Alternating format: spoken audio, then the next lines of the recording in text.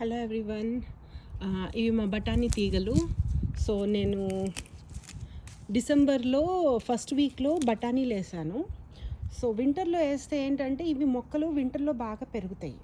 So and నాకు బాగా చాలా హార్వెస్ట్ వచ్చిందండి. ఇవాళ సెకండ్ హార్వెస్ట్ అండ్ చాలా బఠానీ కాయలు వచ్చినాయి. సో ఇది జస్ట్ ఒక 7-8 తీగలు అనమాట. దీంట్లోనే ఇంత హార్వెస్ట్ వచ్చిందంటే ఇక మనం బెడ్ మొత్తం వేసుకుంటే will get a lot of harvest.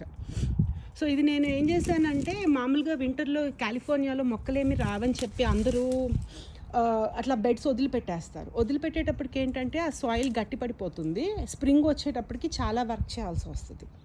So దానికి ఏం చేశానంటే, నేను ఒక బెడ్లో ఈ బఠానీలు, ఇంకో బెడ్లో శనగలు ఇంతకుముందు వీడియోలో చూపించాను.